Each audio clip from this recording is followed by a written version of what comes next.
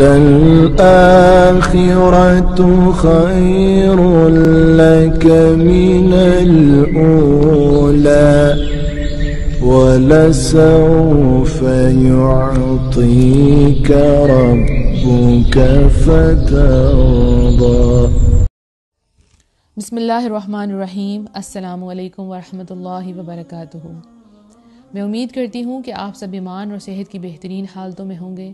اللہ سبحانہ تعالی ہمیشہ آپ کو اچھے حالوں میں رکھے اور آپ کی طرف بڑھنے والے ہر شر کو خیر میں بدل دے، آمین۔ الحمدللہ دعا سیریز کا آج ڈے 5 ہے، جس کا ٹاپک ہے دعا کے آداب۔ تو سٹارٹ کرتے ہیں۔ رب اشرح لی صدری ویسر لی امری واحلل عقدۃ من لسانی یفقہوا قولی۔ دعا کے آداب۔ ہر کام کو کرنے کے کچھ آداب ہوتے ہیں جن کا ہمیں خیال رکھنا پڑتا ہے۔ ایون اگر ہم نے علم بھی حاصل کرنا ہے تو ادھر بھی ہم نے آداب کو مد نظر رکھنا ہوتا ہے اور ان کا خیال رکھنا ہوتا ہے، ادروائز آپ کو علم نہیں آتا۔ اور جو بھی آپ عمل کرتے ہیں اگر اس میں آپ آداب کا خیال نہیں رکھیں گے تو اس میں اثر نہیں ہوگا، بلکہ وہ قبول بھی نہیں ہوگا، بلکہ وہ ایکٹ جو ہے وہ پرفارم بھی نہیں ہوگا۔ سپوز آپ بازار میں جاتے ہیں، وہاں آپ شاپس میں جاتے ہیں، ڈور پہ لکھا ہوتا ہے پش اینڈ پل، تو اگر آپ پش کی جگہ پل کریں اور پل کی جگہ پش کریں تو دروازہ کبھی بھی نہیں کھلے گا۔ تو اگر آپ چاہتے ہیں کہ اللہ کی رحمتوں کے دروازے کھل جائیں تو دعا مانگتے وقت ان آداب کا اپنے خیال رکھنا ہے تاکہ جو آپ مانگ رہے ہیں وہ آپ کو مل بھی جائے۔ تو پہلی جو ادب ہے وہ کیا ہے؟ ٹھیک ہے، دعا سے پہلے اللہ تعالیٰ کی تعریف کی جائے، حمد و ثنا کی جائے اور نبی صلی اللہ علیہ وآلہ وسلم پر درود بھیجا جائے۔ اس سے کیا ہوگا؟ جب ہم اللہ سبحانہ تعالیٰ کی تعریف بیان کریں گے تو اللہ سبحانہ تعالیٰ ہماری دعاؤں کو قبول کرے گا، کیونکہ ہم اللہ سے سوال کر رہے ہیں۔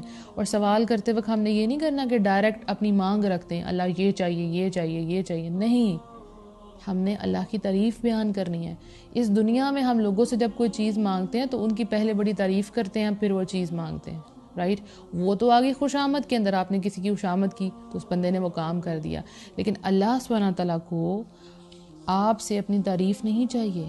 اللہ تو بے نیاز ہے، اللہ تو غنی ہے، ٹھیک ہے، اللہ کو تو تعریف نہیں چاہیے، ٹھیک ہے۔ تو پھر ہم تعریف کیوں کرتے ہیں؟ کیونکہ جب ہم اللہ سبحانہ تعالیٰ کی تعریف بیان کرتے ہیں تو اس پہ اجر و ثواب بھی ہمیں ملتا ہے اور سارا جو نفع ہے، پروفٹ ہے، وہ بھی ہمیں ملتا ہے۔ تو اللہ سبحانہ تعالیٰ چاہتے ہیں کہ بندے کے لیے بے پناہ اجر ہو جائے اور اس کی دعائیں قبول ہوں۔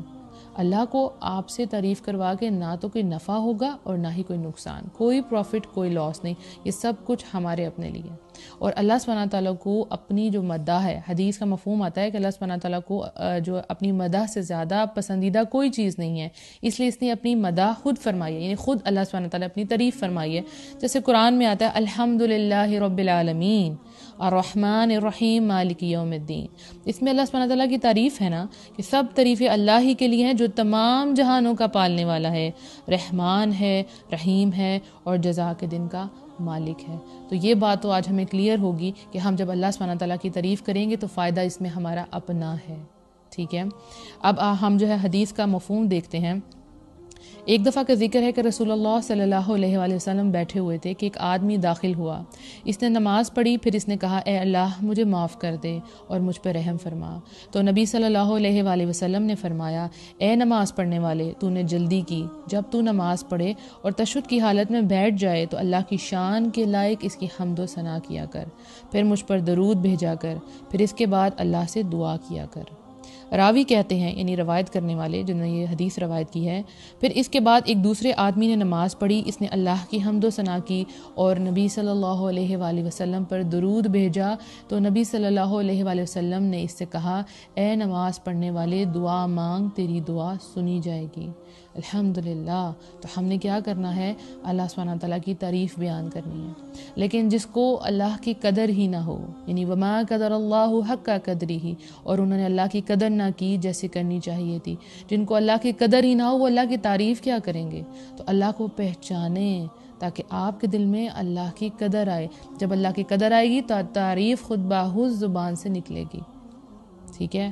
تو نبی صلی اللہ علیہ وسلم نے ایک آدمی کو یہ کہتے ہوئے سنا، وہ کہہ رہا تھا یا ذی الجلال والاکرام، تو آپ نے فرمایا تیری دعا قبول کی جائے گی تو اللہ سے مانگ، یعنی اس نے اللہ سبحانہ تعالیٰ کی تعریف بیان کی، اس کی دعا قبول ہوگی۔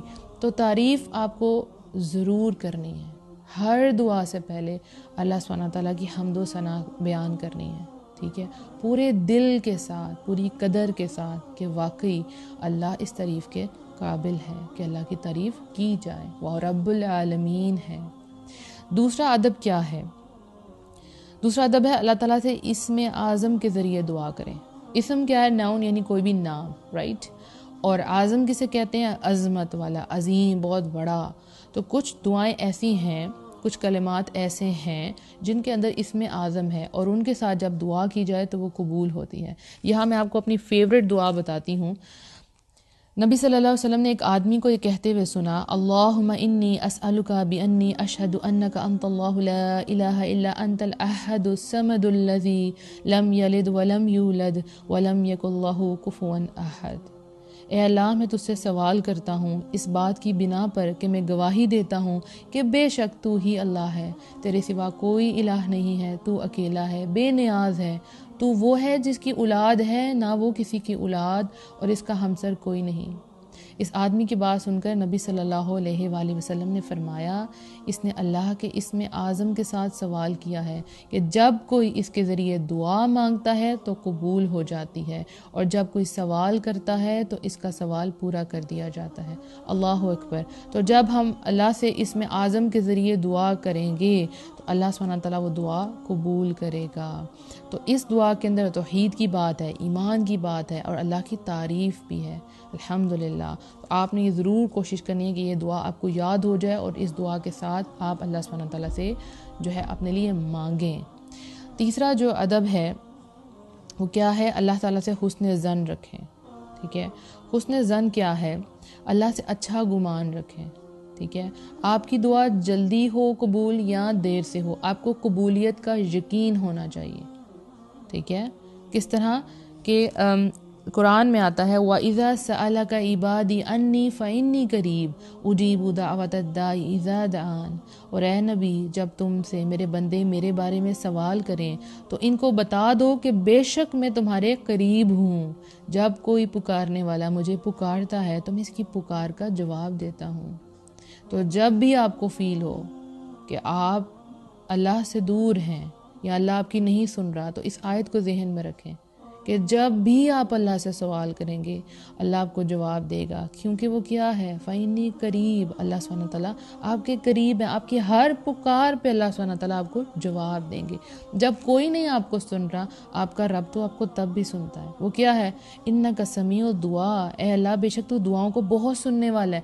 اس میں سمیع جو اللہ کا نام استعمال ہوا ہے وہ بہت بڑا ہے۔ سمیع عام سننے والے کو نہیں کہتے، یہ اللہ کی صفت ہے، اس میں بہت زیادہ مبالغے کا صیغہ ہے، یعنی اس میں کیا ہے؟ بہت سننے والا، بہت سننے والا۔ تو اللہ سبحانہ تعالیٰ انشاءاللہ آپ کی دعاؤں کو سنے گا، لیکن گمان اچھا رکھنا ہے، قبولیت کا یقین رکھنا ہے۔ تو جب آپ دعا مانگیں تو پھر آپ کو کیسے یقین آئے گا کہ اللہ سبحانہ تعالیٰ نے آپ کی دعا قبول کر لی ہے؟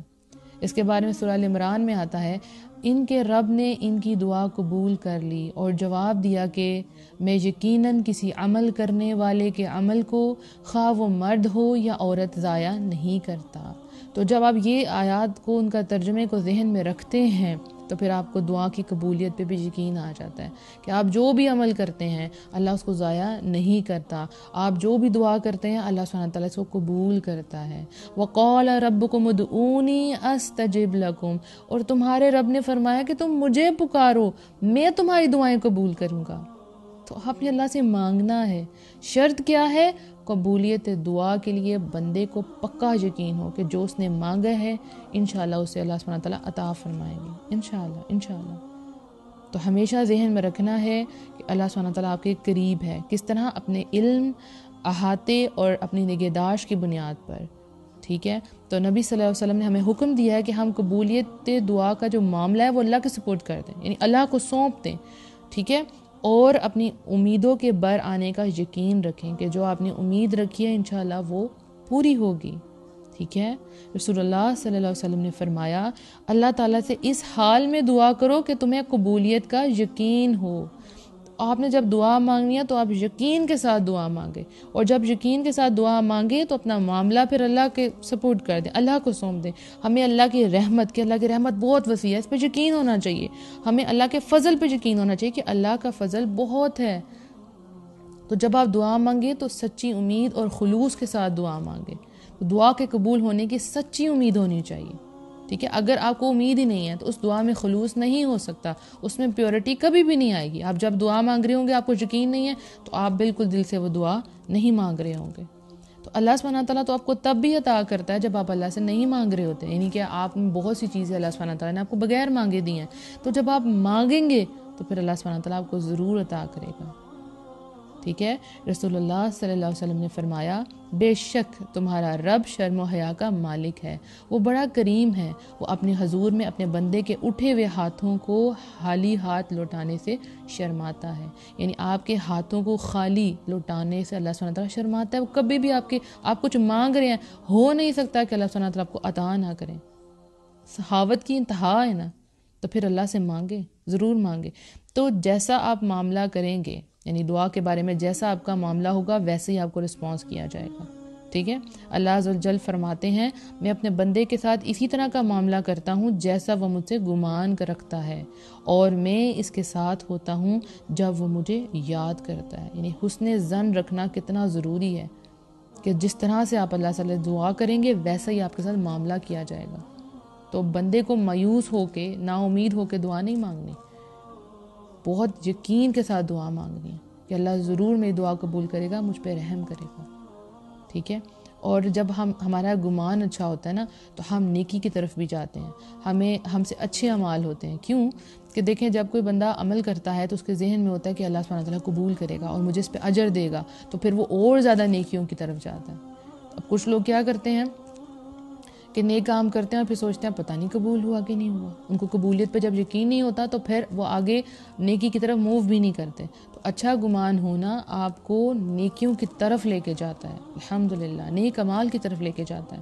تو اچھا گمان رکھنا ہمیشہ، اور آپ کے ساتھ ویسا ہی معاملہ کیا جائے گا جیسے آپ اللہ کے بارے میں گمان کریں گے۔ اس کے بعد نیکسٹ ادب میں کیا آتا ہے؟ اعتراف گناہ، کہ آپ جب دعا مانگیں تو اللہ سبحانہ تعالیٰ کے سامنے اپنے گناہوں کا اعتراف کریں۔ یعنی آپ مانگیں اللہ تعالیٰ سے، جب دعا مانگنی ہے تو پہلے اپنے گناہوں کا اعتراف کریں کہ اللہ سبحانہ تعالیٰ ہم سے یہ غلطی ہو گئی ہے۔ جیسے قرآن میں آتا ہے، فَاسْتَغْفِرُوهُ ثُمَّ تُوبُوا إِلَيْهِ إِنَّ رَبِّي قَرِيبٌ مُجِیب، پس تم اس سے بخشش مانگو اور اس کی طرف پلٹ آؤ، بے شک میرا رب قریب بھی ہے اور دعا کا قبول کرنے والا بھی ہے۔ تو استغفار، یعنی اللہ سے اپنے گناہوں کی معافی ضرور مانگنی چاہیے۔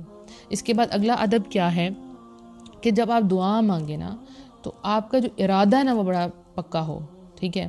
یعنی کہ یہاں پہ ایک غلطی ہوتی ہے ہم سے کہ جب ہم دعا مانگتے ہیں تو اللہ سے کہتے ہیں اگر یہ آپ بہتر سمجھے تو، بہتر بھی نہیں بلکہ یہ کہتے ہیں کہ اگر آپ یہ چاہتے ہیں تو یہ قبول کر لیں۔ یعنی بہتر کی تو دعا تو اچھی بات ہے، اللہ تعالیٰ اگر اس میں بہتر ہے تو میرا معاملہ درست کر دے، لیکن یہ الفاظ کہنا کہ اگر تو چاہتا ہے تو مجھے عطا کر دے، یعنی اس کو میں ایکسپلین کروں گی ایک حدیث سے۔ نبی صلی اللہ علیہ وسلم نے فرمایا، جب تم میں سے کوئی دعا کرے تو اسے چاہیے کہ وہ پختہ یقین کے ساتھ دعا کرے، وہ اس طرح ہرگز نہ کہے اے اللہ اگر تو چاہتا ہے تو مجھے عطا کر دے۔ بات دراصل یہ ہے کہ اللہ کی ذات کو کوئی مجبور کرنے والا نہیں ہے، تو اس طریقے سے دعا نہیں کرنی کہ اگر آپ عطا کر دیں تو میں شکر کروں گا اور اگر آپ قبول نہیں کریں گے تو میں آپ کو مجبور نہیں کرتا۔ تو اللہ کو تو کوئی چیز مجبور نہیں کر سکتی، تو اس طرح سے دعا نہیں کرنی بلکہ پورے یقین کے ساتھ اللہ سبحانہ تعالیٰ سے دعا مانگنی ہے انشاءاللہ۔ اس کے بعد نیکسٹ ادب میں آتا ہے کہ دعا جب آپ کریں تو اس کے الفاظ کو 3 دفعہ دہرائیں، اس میں ایک تاکید آ جائے گی اور پتہ چلے گا کہ جو مانگنے والا ہے اس کو کتنی زیادہ دعا کی لالچ ہے کہ اللہ سبحانہ تعالیٰ اس کو قبول کر لیں۔ تو 3 دفعہ مانگنے سے اس دعا میں اثر ہوتا ہے، جیسے کہ نبی صلی اللہ علیہ وآلہ وسلم نے فرمایا، جو شخص 3 دفعہ اللہ تعالیٰ سے جنت کا سوال کرتا ہے اس کے لیے جنت یہ دعا کرتی ہے، اے اللہ تو اس کو جنت میں داخل کر دے، اور جو شخص 3 دفعہ آگ سے اللہ کی پناہ طلب کرتا ہے تو اس کے لیے آگ یہ دعا کرتی ہے، اے اللہ اس کو آگ سے پناہ دے۔ تو جب 3 دفعہ آپ یہ کریں گے، کوئی بھی آپ نے دعا مانگی تو اس کو 3 دفعہ پڑھیں، ریپیٹ کریں اس کو، تو آپ کی دعا انشاءاللہ ضرور قبول ہوگی۔ اس کے بعد جب بھی دعا کریں تو جامع کلمات کے ساتھ دعا کریں، یعنی ایسے کلمات جو مفید بھی ہوں اور مختصر بھی ہوں، چھوٹے بھی ہوں اور اوتھینٹک بھی ہوں۔ تو اس میں سب سے اچھی بات کیا ہے کہ جیسے قرآنی دعائیں اور مسنون دعائیں ہیں یہی مانگا کریں۔ کبھی کبھی ہم بہت لمبی لسٹ اللہ سبحانہ تعالیٰ سے مانگتے ہیں لیکن اس میں ہمارا دھیان بھی نہیں رہتا، اور کبھی کبھی ہم بہت سی غلط چیزیں مانگ جاتے ہیں، بہت سے ایسے کلمات ہمارے منہ سے نکل جاتے ہیں جس سے اللہ سبحانہ تعالیٰ ناراض ہو جاتے ہیں۔ تو پھر ہم کون سے کلمات سے دعا مانگے؟ جو اوتھینٹک ہیں، یعنی جو مسنون ہیں، ان کے ساتھ آپ دعا مانگے۔ نبی صلی اللہ علیہ وسلم نے لمبی دعائیں بھی مانگی ہیں لیکن زیادہ تر چھوٹی دعائیں مانگی ہیں۔ جیسے نبی صلی اللہ علیہ وسلم نے فرمایا، دعا کرتے تھے، اللہم انی اعوذ بک من شر ما عملت و شر ما لم اعمل، اے اللہ میں تیری پناہ چاہتا ہوں ان کاموں کے شر سے جو میں نے کیے ہیں اور ان کاموں کے شر سے جو میں نے نہیں کیے۔ تو اس میں ہر قسم کا شر آ جائے گا۔ اتنی چھوٹی سی دعا، ایک لائن کی دعا ہے لیکن ہر قسم کے شر کا اس میں ذکر آ گیا۔ اے اللہ میں تیری پناہ چاہتا ہوں ان کاموں کے شر سے جو میں نے کیے ہیں اور ان کاموں کے شر سے جو میں نے نہیں کیے۔ اب چھوٹی سی دعا ہے لیکن کتنی جامع ہے نا، اور ہے بھی مسنون، ٹھیک ہے۔ اس طرح نبی صلی اللہ علیہ وسلم دعا کیا کرتے تھے، اور ربنا آتنا فی الدنیا حسنۃ وفی الآخرۃ حسنۃ وقنا عذاب النار، اے ہمارے رب ہمیں دنیا میں بھی بھلائی عطا کر اور آخرت میں بھی بھلائی عطا کر اور ہمیں آگ کے عذاب سے بچا لیں۔ تو اس دعا کے اندر ساری دنیا کی بھلائیاں آ گئی، ساری آخرت کی بھلائیاں آ گئی، ٹھیک ہے، الحمدللہ۔ اور جب آپ دعا مانگیں تو آپ نے اس کے جو میننگ ہے اس پہ غور ضرور کرنا ہے، یعنی آپ اللہ سبحانہ تعالیٰ سے دعا کے ذریعے سرگوشی کر رہے ہیں نا، تو ہر کلمہ جب آپ کے منہ سے، ہر حرف جو ہے آپ کے منہ سے نکلے تو آپ کو اس کا میننگ آنا چاہیے اور پوری توجہ کے ساتھ آپ نے وہ دعا مانگنی ہے، ٹھیک ہو گیا۔ اور بہترین یہ ہے کہ آپ مسنون دعا مانگا کریں، ٹھیک ہے۔ دیکھیں کچھ کلمات ایسے ہوتے ہیں جو رحمان کو بہت پسند ہے، اللہ سبحانہ تعالیٰ کو بہت پسند ہے، زبان پر بہت ہلکے ہوتے ہیں، بڑے لائٹ سے، لیکن جب وہ مومن کے دل سے نکلتے ہیں تو رحمت کے فرشتے ان کلمات کو جلدی سے لے لیتے ہیں اور پھر ان کے لیے آسمان کے دروازے کھول دیے جاتے ہیں، الحمدللہ۔ اور ان کا جب وزن کیا جائے گا قیامت والے دن تو بہت زیادہ وزن ہوگا۔ تو پھر بہترین یہ ہے کہ ہم اللہ سبحانہ تعالیٰ سے مسنون اور جامع دعا مانگا کریں، چھوٹی ہو اور بہترین ہو اور اوتھینٹک ہو، ٹھیک ہے۔ اس کے بعد اگلا ادب میں آتا ہے دعا کرنے سے پہلے دعا کرنے والا اپنے لیے دعا مانگے۔ ایک تو یہ ہے کہ آپ جیسے جرنل دعائیں مانگتے ہیں، رائٹ، اس میں سب سے پہلے آپ نے اپنے لیے دعا مانگنی ہے، لیکن کبھی کبھی آپ کسی کے لیے اسپیسیفکلی کسی کے لیے دعا مانگتے ہیں، کسی کوئی مصیبت میں ہے تو آپ اس کے لیے صرف اسی کے لیے دعا مانگتے ہیں، وہ تو ایک علیحدہ بات ہوگی۔ لیکن جب آپ ویسے جرنلی جو بھی دعا مانگے تو سب سے پہلے آپ اپنے لیے دعا مانگیں۔ اکثر لوگ یہ غلط کرتے ہیں، وہ سوچتے ہیں کہ نہیں پہلے ہم سب کے لیے مانگیں گے اور پھر اینڈ میں ہم اپنے لیے مانگیں گے، یہ طریقہ غلط ہے۔ آپ کہیں گے یہ کیسے؟ دیکھیں سورہ حشر میں آتا ہے، اے ہمارے رب ہمارے اور ہمارے بھائیوں کے جو ہم سے پہلے ایمان لائے ہیں گناہ معاف فرما دے۔ تو سب سے پہلے ذکر ہوا اے ہمارے رب ہمارے، اور بعد میں آیا ہمارے بھائیوں کے۔ سب سے پہلے دعا کس کے لیے ہوگی؟ اپنے لیے ہوگی۔ اسی طرح حضرت موسیٰ علیہ السلام کی دعا آپ کے سامنے ہے، اے میرے رب تو مجھے اور میرے بھائی کو معاف فرما اور ہمیں اپنی رحمت میں داخل فرما۔ تو سب سے پہلے اپنے لیے دعا مانگی، بعد میں اپنے بھائی کے لیے دعا مانگی۔ اس طرح حضرت ابراہیم علیہ السلام کی دعا ہے، ربنا اغفر لی ولوالدی وللمؤمنین یوم یقوم الحساب، اے ہمارے رب میری، میرے والدین اور سب مومنوں کی اس دن مغفرت کر دینا جس دن حساب ہوگا۔ تو سب سے پہلے کس کے لیے دعا مانگی؟ اپنے لیے اور پھر والدین کے لیے، رائٹ۔ تو طریقہ یہی ہونا چاہیے کہ سب سے پہلے اپنے لیے دعا مانگے، اس کے بعد سب کے لیے دعا مانگے۔ اور ایک اور بات یہاں سے پتہ چلتی ہے کہ مومنین کی عادت ہے یہ کہ وہ اپنی دعاؤں کے ساتھ اپنے بھائیوں کو بھی اس خیر میں شامل رکھتے ہیں، اپنی دعاؤں میں، بھلائی میں ان کا بھی حصہ ڈالتے ہیں۔ تو ہمیں اپنے ساتھ ساتھ ان کے لیے بھی دعا مانگنی چاہیے انشاءاللہ۔ اور اس کے علاوہ امپورٹنٹ جو ادب ہے وہ کیا ہے کہ دعائیں جو ہے مستحب اوقات میں مانگا کریں، یعنی وہ اوقات جن میں دعائیں قبول ہوتی ہیں اس میں دعائیں ضرور مانگا کریں۔ انشاءاللہ جو نیکسٹ ٹاپک ہوگا ہمارا وہ اسی کے متعلق ہوگا کہ آخر وہ کون سے اوقات ہیں جن میں دعائیں قبول ہوتی ہیں۔ تو انشاءاللہ مجھے یقین ہے کہ آپ سب ان سب جتنے بھی میں نے آپ کو آداب بتائیں ان کا خیال رکھیں گے اور پھر دعا مانگیں گے، کیونکہ اکثر لوگ مجھے کہتے ہیں ہماری تو دعائیں قبول نہیں ہوتی، ٹھیک ہے، تو پھر ادب کا خیال نہیں رکھا جاتا تو کیسے دعائیں قبول ہوں گی؟ اب جب آپ ان آداب کا خیال رکھیں گے تو جیسے ہی آپ دعا کریں گے انشاءاللہ آپ کو یقین بھی آئے گا مانگنے کے بعد کہ واقعی آپ نے دعا مانگی اور ایسے مانگنی چاہیے تھی، آپ کو قبولیت کا یقین ہو جائے گا، اور انشاءاللہ جس خیر کا آپ انتظار کریں اللہ سبحانہ تعالیٰ آپ کو وہ عطا فرمائے۔ میری آپ سب کے لیے بہت بہت دعائیں ہیں کہ اللہ سبحانہ تعالیٰ آپ کی تمام جائز دعاؤں کو قبول فرما لے اور آپ کو وہ عطا کرے جس کے آپ منتظر ہیں۔ اللہ سبحانہ تعالیٰ آپ کے اٹھے ہوئے ہاتھوں کی لاج رکھے اور آپ کی جھولیاں بھر دے، کیونکہ اس دعا سیریز کے اختتام پہ مجھے یقین ہے کہ آپ سب کا اللہ سے بڑا کلوز کنیکشن ہو جائے گا اور آپ اللہ سے دعائیں مانگیں گے، کیونکہ یہ دعا سیریز سٹارٹ کرنے کا مقصد ہی یہ تھا کہ آپ ڈائریکٹ اللہ سے مانگیں، آپ کو لوگوں سے مانگنا نہ پڑے، اور دعاؤں کے ذریعے میرا اللہ سبحانہ تعالیٰ سے تعلق مضبوط ہوا تو آپ کا بھی ہونا چاہیے، اور دعا جو ہے وہ ہے ہی عبادت، تو جب آپ مانگیں گے آپ عبادت کی کنڈیشن میں ہوں گے۔ اور ایک اور فائدہ یہ ہوگا کہ جب آپ دعا مانگیں گے اور وہ قبول ہوگی، آپ کو اس کا رسپانس ملے گا، تو آپ کا توکل اللہ پہ بہت بڑھ جائے گا۔ تو دعاؤں کا توکل سے بڑا گہرا تعلق ہے انشاءاللہ۔ تو اللہ سبحانہ تعالیٰ آپ کی طرف خیر کے تمام دروازے کھول دے، آپ کے دل کو مطمئن کرے، اور جو آپ اللہ سبحانہ تعالیٰ سے مانگ رہے ہیں اللہ سبحانہ تعالیٰ جلدی سے آپ کو عطا فرما دے، آمین۔ اپنا بہت سا خیال رکھیے گا، دعاؤں میں یاد رکھیے گا۔ السلام علیکم ورحمۃ اللہ وبرکاتہ۔